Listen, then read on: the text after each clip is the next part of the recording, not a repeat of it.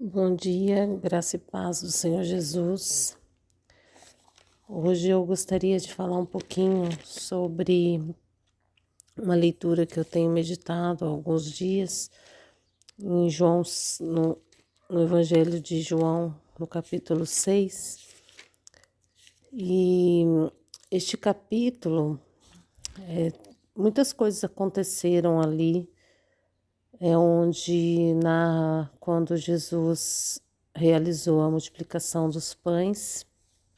A primeira multiplicação dos pães é onde narra também quando Jesus andou sobre as águas, e é o lugar onde narra que Jesus disse que Ele é o pão da vida, que ninguém vai ao Pai senão por Ele, e que ninguém vai a Ele se o Pai não o trouxer. E é neste capítulo de João que Jesus revela também que entre os seus discípulos haveria aquele que o trairia. Então, muitas coisas aqui são mencionadas no capítulo 6 do Evangelho de João, mas eu anotei alguns versículos que me chamaram a atenção. No capítulo 6 de João, no versículo 28 e 29, diz assim: Então lhe perguntaram: O que precisamos fazer para realizar as obras que Deus requer? Jesus respondeu: A obra de Deus é essa, crer naquele que ele enviou. Então, nos dias de hoje, onde se fala muito sobre fazer coisas, obras para Deus, a gente precisa lembrar de que Jesus falou que a obra de Deus é crer que Jesus é o Filho de Deus. Levar outros a crer, a declarar que Jesus é o Filho de Deus, é pregar o Evangelho. Eu costumo dizer que o Evangelho é simples e no meio de uma sociedade do século XXI, que tem muito conhecimento, e a simplicidade do Evangelho se torna loucura, como era para os gregos, né? Loucura para os sábios, mas poder de Deus. Então, a obra de Deus é essa, é crer em Jesus, através da nossa vida, da nossa devoção a Deus, da nossa devoção a Jesus, levar outros a crerem que Jesus é o Filho de Deus, e ter o nosso coração enfermo desse amor por Jesus, uma ferida que não sara, é uma ferida de amor por Cristo, pregar a sua palavra, viver uma vida para a glória de Cristo. E continuando, no versículo 40, diz assim: A vontade de meu Pai é que todo aquele que olhar para o Filho e nele crer tenha vida eterna, e eu o ressuscite no último dia. E a vida eterna é conhecer a Jesus, é conhecer a Deus, né? Então, eu vejo que muitos perdem o sentido do que é o Evangelho, porque buscam no Evangelho o que o Evangelho pode me oferecer, o que Jesus pode me dar. O Evangelho não é isso. O Evangelho é essa esperança que nós temos de que hoje, se eu morrer, eu vou estar com Cristo eternamente, como foi com o ladrão na cruz. Jesus disse a ele: Hoje mesmo estará comigo no paraíso. Ele morreu. Ele morreu. Ele não teve tempo para praticar obras que o mundo diz que é necessário. Ele não teve tempo para praticar obras, mas ele fez aquilo que está ali no verso 29. A obra de Deus é esta, crer em Jesus. Ele creu em Jesus e ele morreu naquela cruz. Ele morreu a mesma morte que Jesus, naquela cruz, naquele dia. E naquele mesmo dia ele estava no paraíso com Jesus. Então essa é a nossa esperança. A nossa esperança é que, crendo em Jesus, o Filho de Deus, ele morreu pelos nossos pecados, que foram crucificados em Cristo através da confissão, do arrependimento e da fé. E então agora eu vivo uma vida para a glória de Cristo, e não para o meu nome, e não para os meus desejos, e não para as minhas vontades, mas para a vontade daquele que nos enviou.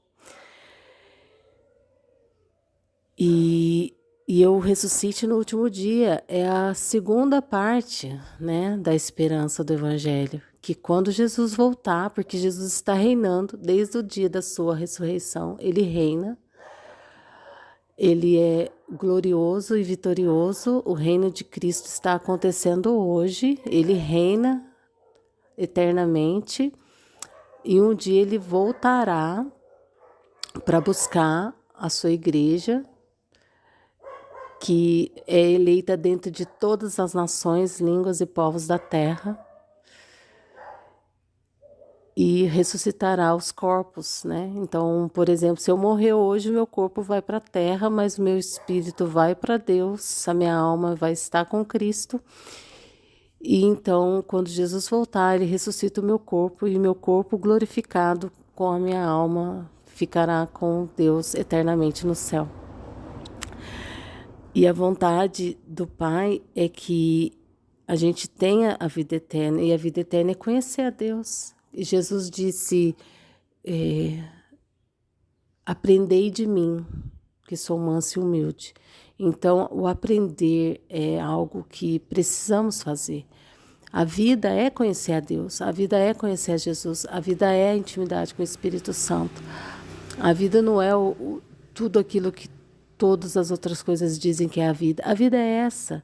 E por ser essa vida simples, é muito loucura para quem é muito intelectual, né? Vamos dizer assim, é muito, como diz, né? Alguns estudiosos, lambedores da terra, né? Vamos dizer assim. E no versículo 52 diz assim: aquele que de mim se alimenta viverá por mim. Aí no versículo 60 diz, muitos dos seus discípulos disseram, dura essa palavra, quem pode suportá-la? Então, assim, Jesus ele fala, aquele que se alimenta de mim, que aprende de mim, vive por mim. A vida é essa, é viver para mim, viver para Deus, viver para o Filho de Deus. E aí muitos dos seus discípulos falaram, nossa, isso é muito duro. Ou seja, eles disseram assim, eles entenderam que as suas vidas seriam vividas para outra pessoa. Eles entenderam que a sua vida seria vivida para Cristo e não para si mesmos. Então eles falaram, se é assim, não quero mais. E muitos foram embora. Né? Então a pergunta que eu faço é, quantos que estão indo embora porque entenderam que o Evangelho é Cristo, o Evangelho não é as suas necessidades, entendeu? Embora Deus suprirá em Cristo Jesus todas as vossas necessidades espirituais, e Deus sabe quais são as suas necessidades e ninguém padece. Então, assim, conhecer a Cristo, conhecer a palavra, faz uma peneira, né? Faz uma peneira em nós. E lá no versículo 68, Pedro, assim, culmina, né? Nessa frase, Senhor, para quem iremos? Tu tens as palavras de vida eterna. Porque Jesus falou para eles assim, vocês também querem ir? Muitos estão indo porque entenderam que a vida é isso, a vida sou eu. A vida é viver por mim, a vida é viver para o meu Pai, para a vontade do Pai, para a minha vontade, não para vocês mesmos. Vocês entenderam isso? Vocês também querem ir? Daí Pedro diz: para onde iremos, Senhor, se só tu tens a palavra de vida eterna? E isso é tão maravilhoso. Só Jesus tem as palavras de vida eterna. De tudo que eu tenho, de tudo que acontece ao meu redor, de tudo que Deus deu de benefícios, de bênçãos, de maravilhas, a palavra é meu abraço apertado, é aquela foto que eu mandei para vocês ontem no grupo ali. A palavra me abraça, Cristo me abraça. Jesus é a palavra de vida eterna, é o pão que me sustenta. É maravilhosa essa presença. E muitas das vezes nós não temos o tempo, o vigor, a saúde e as demandas nos impedem, muitas das vezes, de buscar a palavra. Mas é por isso que lá em Efésios diz que nós temos que estar firmes para resistir no dia mal. O que eu estou querendo dizer com isso? Essa semana eu passei com gripe, né, enferma, e li a palavra, meditei, mas não tive o tempo que eu gosto de ficar na presença do Senhor por causa da dor no corpo, dor de cabeça, tudo aquilo que a gente sabe que quando alguém está doente fica, né? Mas o que eu plantei nos anos anteriores, nas semanas anteriores, nos meses anteriores, o meditar, a palavra, ela está em nós. Aí o que o Senhor Jesus diz? Ele fala assim: não haveis de se preocupar com o que havereis de dizer, porque o próprio Espírito dirá a vocês o que vocês vão falar. Ou seja, você precisa estar firmes.